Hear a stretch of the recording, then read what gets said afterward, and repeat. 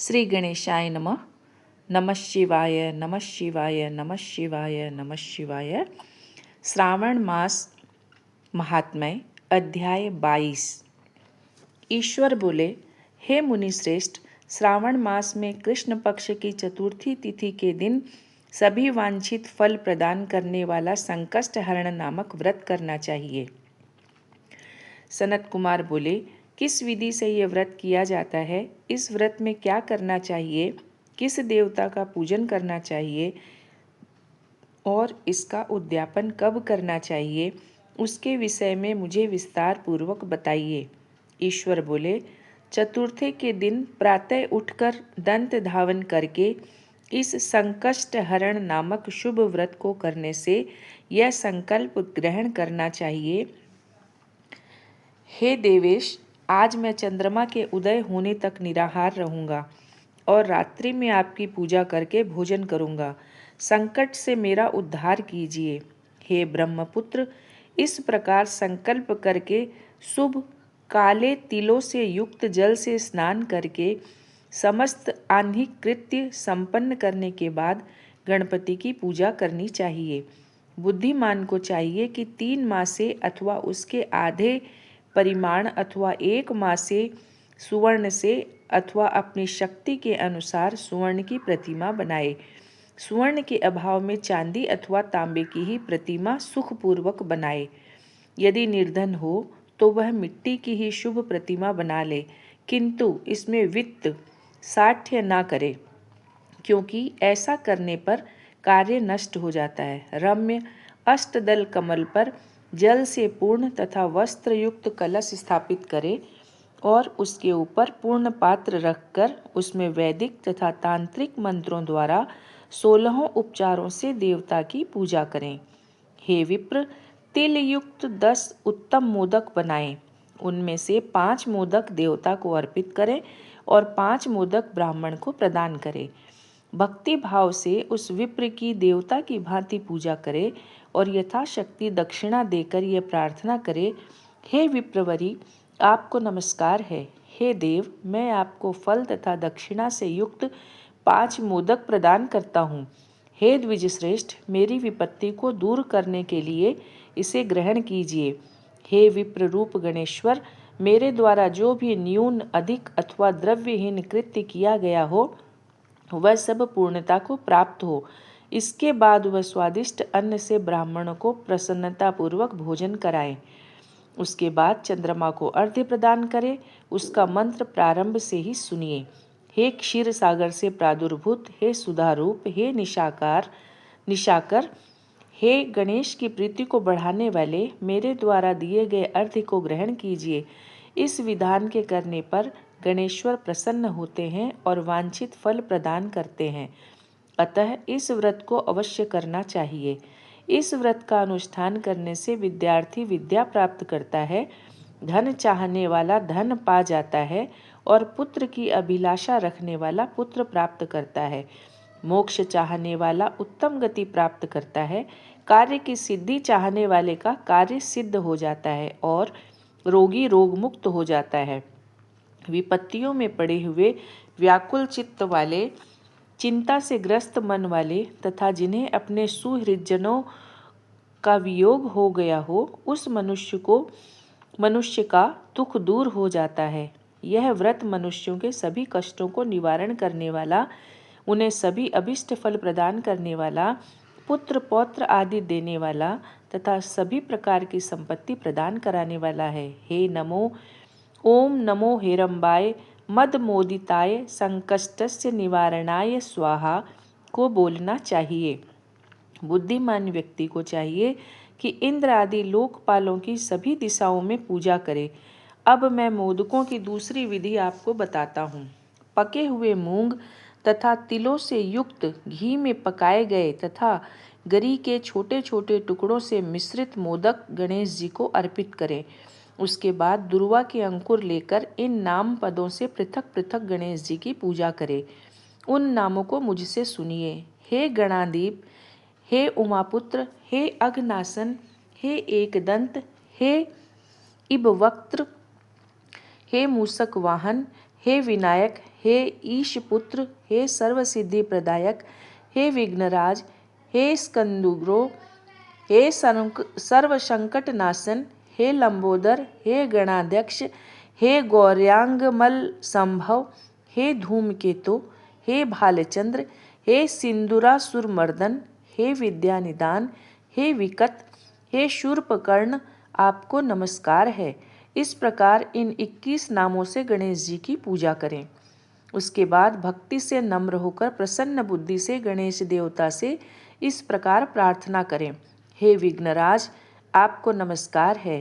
हे उमापुत्र, हे अघनाशन, जिस उद्देश्य से मैंने यथाशक्ति आज आपका पूजन किया है, उससे प्रसन्न होकर शीघ्र ही मेरे हृदय स्थित मनोरथों को पूर्ण कीजिए। हे प्रभु, मेरे समक्ष उपस्थित विविध प्रकार के समस्त विघ्नों का नाश कीजिए। मैं यहाँ सभी कार्य आपकी ही कृपा से करता हूँ। मेरे शत्रुओं की बुद्धि का नाश कीजिए और मित्रों की उन्नति कीजिए। इसके बाद 108 आहुति देकर होम करें। उसके बाद व्रत की संपूर्णता के लिए मोदकों का वायन प्रदान करें। उस समय यह कहें, गणेश जी की प्रसन्नता के लिए मैं 7 लड्डुओं तथा 7 मोदकों का वायन फल सहित ब्राह्मण को प्रदान करता हूँ। तदनंतर हे सत्तम, पुण्यदायिनी कथा सुनकर इस मंत्र के द्वारा 5 बार प्रयत्न पूर्वक चंद्रमा को अर्घ्य प्रदान करे। क्षीरोदार्णव संभूत अत्रि गोत्र समुद्भव गृहाणार मध्यम मया दत्तम रोहिण्या सहितः शशिन। क्षीर सागर से उत्पन्न तथा अत्रि गोत्र में उत्पन्न हे चंद्र रोहिणी सहित आप मेरे द्वारा प्रदत्त अर्घ्य को स्वीकार कीजिए। उसके बाद अपने अपराध के लिए देवता से क्षमा प्रार्थना करें और अपने सामर्थ्य के अनुसार ब्राह्मणों को भोजन कराएं तथा ब्राह्मणों को जो अर्पित किया हो उसके अवशिष्ट भोजन को स्वयं ग्रहण करें। मौन होकर 7 ग्रास ग्रहण करें और अशक्त हो तो इच्छानुसार भोजन करें। इस प्रकार 3 मास अथवा 4 मास तक विधान पूर्वक इस व्रत को करें। उसके बाद बुद्धिमान को चाहिए कि 5वें महीने में उद्यापन करे। उद्यापन के लिए बुद्धिमान को अपने सामर्थ्य के अनुसार स्वर्णमयी गणेश प्रतिमा बनानी चाहिए। उसके बाद उस भक्ति संपन्न मनुष्य को पूर्वोक्त विधान से चंदन, सुगंधित द्रव्य तथा अनेक प्रकार के सुंदर पुष्पों से पूजा करनी चाहिए और एकाग्रचित होकर नारिकेल फल से अर्घ्य प्रदान करना चाहिए। पायस से युक्त सूप में फल रखकर और उसे लाल वस्त्र से लपेटकर यह वायन भक्त ब्राह्मण को प्रदान करे। साथ ही स्वर्ण की गणपति की प्रतिमा भी दक्षिणा सहित उन्हें दे। व्रत की पूर्णता के लिए यह आढ़क तिल का दान करे। उसके बाद विघ्नेश प्रसन्न हो ऐसा कहकर देवता से क्षमा प्रार्थना करें। इस प्रकार उद्यापन करने से अश्वमेध यज्ञ का फल प्राप्त होता है और मनोवांछित सभी कार्य सिद्ध हो जाते हैं। हे सत्तम, पूर्व कल्प में स्कंद कुमार के चले जाने पर पार्वती ने मेरी आज्ञा से 4 महीने तक इस व्रत को किया था। तब 5वें महीने में पार्वती जी ने कार्तिकेय को प्राप्त किया। समुद्रपान के समय अगस्त्य जी ने इस व्रत को किया था और 3 माह में विघ्नेश्वर की कृपा से उन्होंने सिद्धि प्राप्त कर ली। हे विप्रेंद्र, राजा नल के लिए दमयंती ने 6 महीने तक इस व्रत को किया था। तब नल को खोजती हुई दमयंती को वे मिल गए थे। जब चित्रलेखा अनिरुद्ध को वाणासुर के नगर में ले गई थी, तब वह कहाँ गया और उसे कौन ले गया, यह सोचकर प्रद्युम्न व्याकुल हो गए। उस समय प्रद्युम्न को पुत्र शोक में पीड़ित देखकर रुक्मिणी ने प्रेम पूर्वक उससे कहा, हे पुत्र, मैंने जो व्रत अपने घर में किया था उसे मैं बताती हूँ, इसे ध्यान पूर्वक सुनो। बहुत समय पहले जब राक्षस तुम्हें उठा ले गया था, तब तुम्हारे वियोग जन्य दुख के कारण मेरा हृदय विदीर्ण हो गया था। मैं सोचती थी कि मैं अपने पुत्र का अति सुंदर मुख कब देखूंगी। उस समय अन्य स्त्रियों के पुत्रों को देखकर मेरा हृदय विदीर्ण हो जाता था कि कहीं अवस्था साम्य से यह मेरा ही पुत्र तो नहीं। इसी चिंता में व्याकुल हुए मेरे अनेक वर्ष व्यतीत हो गए। तब देव योग से लोमस मुनि मेरे घर आ गए। उन्होंने सभी चिंताओं को दूर करने वाला संकष्ट चतुर्थी का व्रत मुझे विधि पूर्वक बताया और मैंने 4 महीने तक इसे किया। उसी के प्रभाव से तुम शंबरासुर को युद्ध में मारकर आ गए थे। अतः हे पुत्र, इस व्रत की विधि जानकर तुम भी इसे करो। इससे तुम्हें अपने पुत्र का पता चल जाएगा। हे विप्र, प्रद्युम्न ने यह व्रत करके गणेश जी को प्रसन्न किया।